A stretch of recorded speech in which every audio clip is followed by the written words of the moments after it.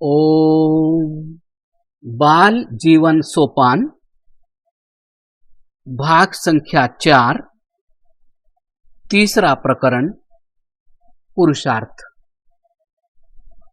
मानव विद्या संपन्न विद्वान होता हुआ भी पुरुषार्थहीन हो तो वह अपने कार्य को साध नहीं सकता है।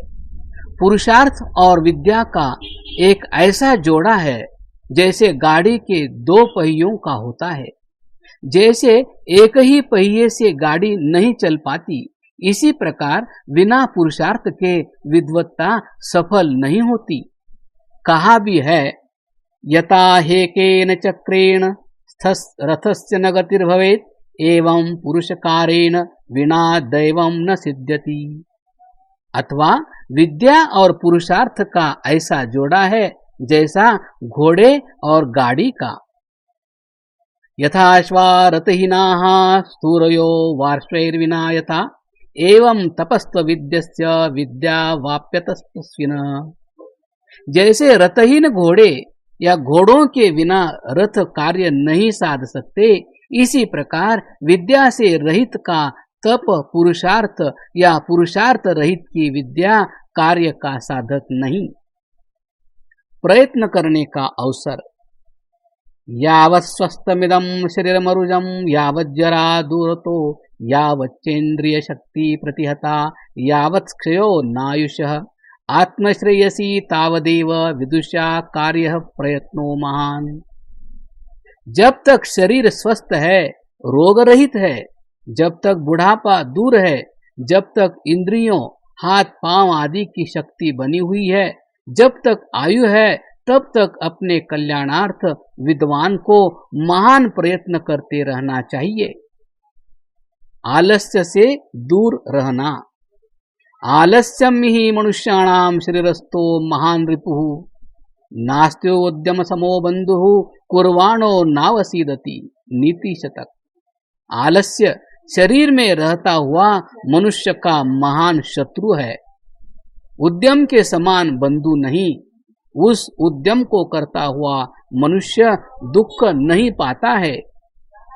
आलस कबहु न कीजिए आलस अरि समझानी, आलस से विद्या घटे सुख संपत्ति की हानि। आलस है बिन रोग को महारोग नर देह, आलस ही ते नसत है सुख संपत्ति अरुगेह। नालसाः प्राप्नुवन्त्यर्थन् क्लीबा नाभिमानिनः न च लोकापवाद भीता न वै शश्वत प्रतीक्षिणः। महाभारत शांति पर्व। आलस्यवान जन अपने अभिष्टों को प्राप्त नहीं कर पाते, न नपुंसक, न अभिमानी, न लोकापवाद से डरे हुए और न ही सदा प्रतीक्षा करने वाले अपने अभिष्ट को प्राप्त किया करते हैं।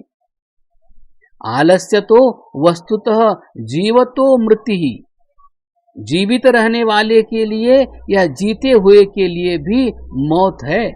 वेद में कहा है, जीवताम ज्योतिरव्ये ही। अथर्ववेद। जीवितों की ज्योति अर्थात तेज को प्राप्त हो। अतएव आज का कार्य कल पर मत छोड़ो। श्वः कार्यमद्यं कुर्वीत पूर्वाह्णे चापराह्निकम् न हि प्रतीक्षते मृत्यु कृतं वास्य न वा कृतम्।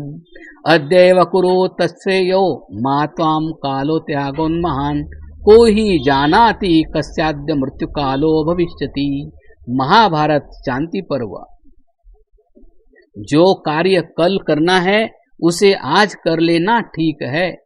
सायं जो करना उसे प्रातः करना चाहिए, क्योंकि मृत्यु प्रतीक्षा नहीं करती कि वह कार्य कर चुकने पर ही आएगी। उसे जब आना है आ ही जाएगी, चाहे कार्य किया हो या न किया हो। आज ही कर ले तो कल्याण है। महान काल तुझे अतिक्रांत न कर दे, कार्य करने का अवसर ही न दे, क्योंकि कौन जानता है कि आज किसका मृत्यु काल होगा।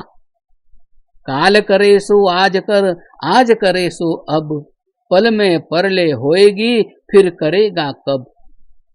मानव कर्म करने में पूर्ण स्वतंत्र और सर्वथा समर्थ है।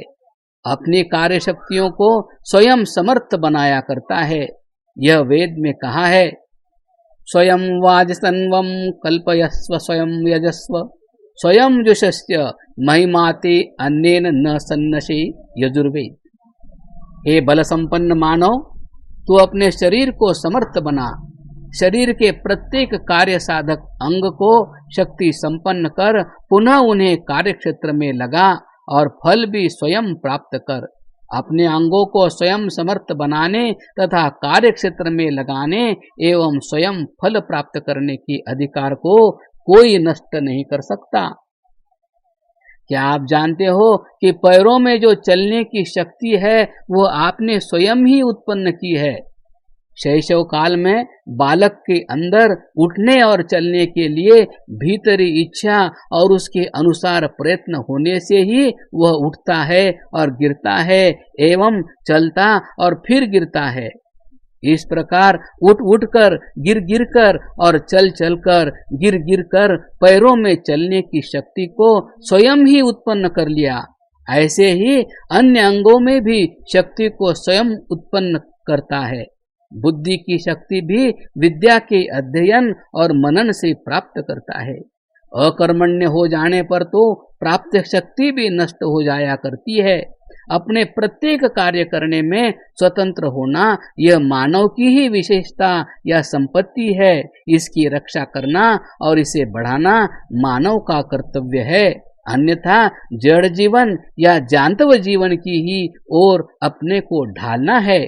अतएव स्वावलंबी होकर कर्मशीलता के साथ अपनी आशा आकांक्षा को पूरा करे।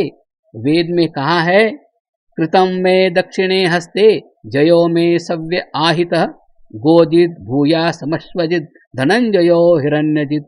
अथर्ववेद। कर्म मेरे दक्षिण हाथ में है तो विजय या फल वाम हाथ में है। मैं गौओं का भूमि का विजेता हो सकूं और घोड़ों का राष्ट्र का विजेता बन सकूं, धन और संपत्ति का विजेता हो सकूं। अर्थात मैं कर्मशील सर्वत्र अवश्य सफलता प्राप्त कर सकता हूं।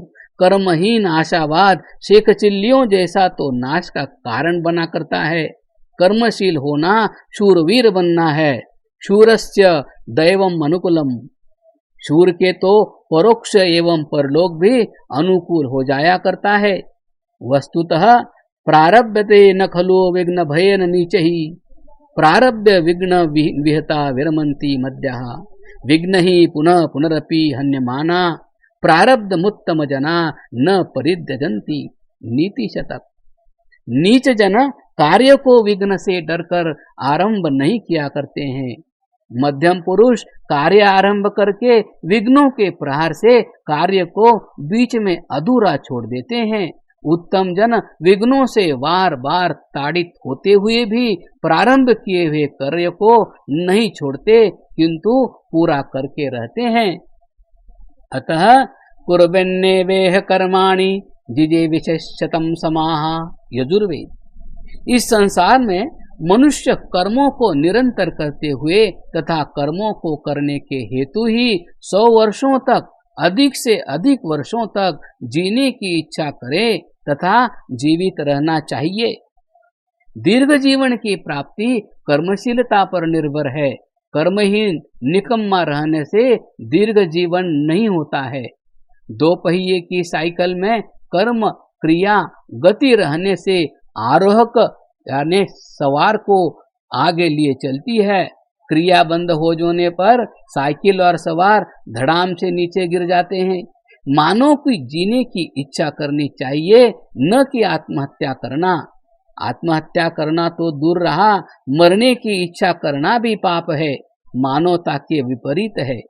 अकर्मण्य अज्ञ मूर्ख जन थोड़ी सी असफलता में आत्महत्या के लिए तैयार हो जाता है।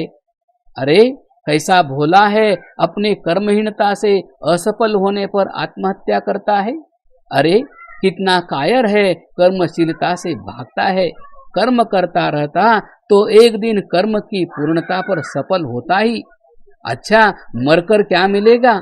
जीते हुए सफलता प्राप्त न करे तो क्या मरकर सफलता मिल जाएगी? कभी नहीं। तेरी अभिष्ट सिद्धि के लिए संसार भरा पड़ा है। सुंदर से सुंदर सहयोगी वस्तुएं और अवसर संसार में हैं, उनकी कमी नहीं है। सकल पदार्थ हैं जग माही, कर्महीन नर पावत नाही। कर्मशील योग्य बनकर सफलता प्राप्त कर। कायरता की शरण लेना मानव जन्म को कलंक लगाना है। मानव का जीना भी तो कर्मों को करने के हेतु है। मानव का जीना जीने मात्र के लिए नहीं है। अरे प्यारे, तू आत्म कल्याण साधक और पर दुख निवारक सर्वहित साधक कर्म करने के लिए जी। अतः कर्मशील बन, ऐसे कर्म कर जिससे तू स्वयं उन्नत हो, औरों को उन्नत कर सके। क्रमशः।